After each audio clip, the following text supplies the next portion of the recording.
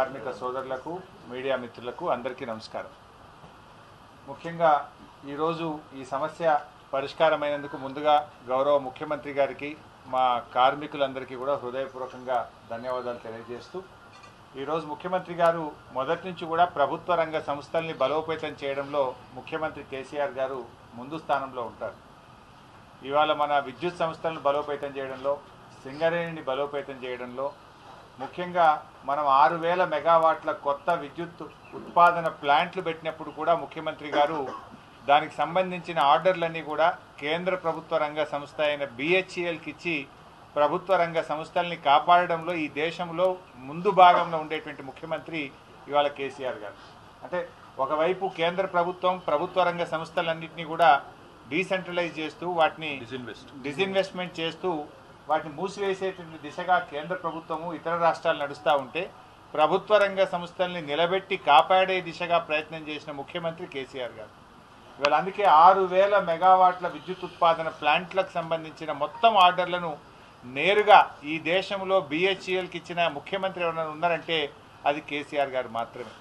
So అట్లా ప్రభుత్వ రంగ సంస్థలను బలోపేతం చేయాలి, కాపాడాలి, నిలబెట్టాలనేటువంటి ఆలోచన ఉన్నటువంటి ముఖ్యమంత్రి గారు కేసీఆర్ గారు.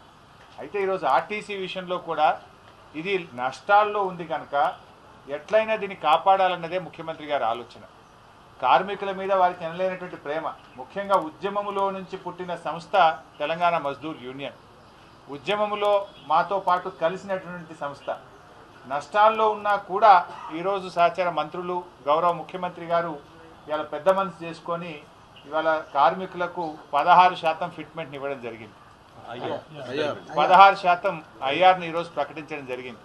తప్పకుండా ముఖ్యమంత్రి గారి ఆలోచన ఏంటంటే రేపు ఫిట్మెంట్ ఇచ్చే సమయానికి సంస్థను మొత్తంగా కూడా బాగా బలోపేతం చేయాలి.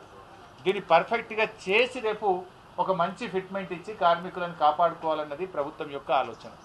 ఎందుకంటే ప్రకటించడం కాదు, మళ్ళీ 1వ తారీఖు నెల వేతనాలు ఇవ్వగలగాలి కదా. సంస్థ పరిస్థితి ఈరోజు బాగాలేనటువంటి పరిస్థితి ఉన్నది. ఇప్పటికే 3000 కోట్ల రూపాయల నష్టాల్లో సంస్థ ఉన్నది.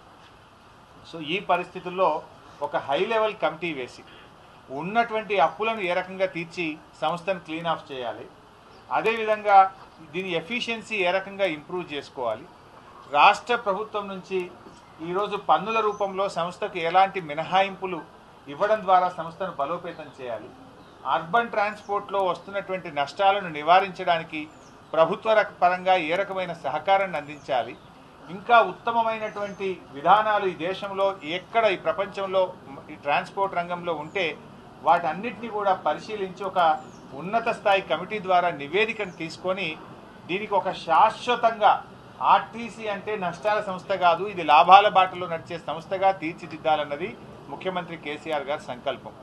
అందుకే ఇప్పుడు తాత్కాలికంగా ఉద్యోగులకు ఐఆర్ ఇస్తూనే ఇది ఒక ఉన్నత స్థాయి కమిటీని వేసుకొని త్వరితగతిన రిపోర్ట్ తెప్పించుకొని ఇప్పుడు ప్రభుత్వ పరంగా ఏం సపోర్ట్ చేయాలి, ఉన్న అప్పులను ఏ రకంగా రిజాల్వ్ చేయాలి, ఇవన్నీ కూడా పరిష్కారం చేసి రేపు చక్కగా వాళ్లకు ఒక ఫిట్మెంట్ ఇచ్చి కార్మికులను కాపాడుకోవాలన్నది ప్రభుత్వం యొక్క సంకల్పం.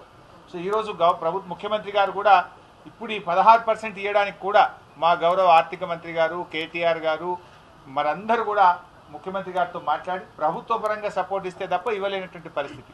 బట్ ఆ రకమైన సపోర్ట్ ను అందించి జూలై. ఏంటండి వీడియో నచ్చిందా? అయితే ఓ లైక్ వేసుకోండి, లేదంటే ఓ కామెంట్ చేయండి. ఎప్పటికప్పుడు మా వీడియోస్ చూడాలంటే సబ్స్క్రైబ్ చేసుకోండి.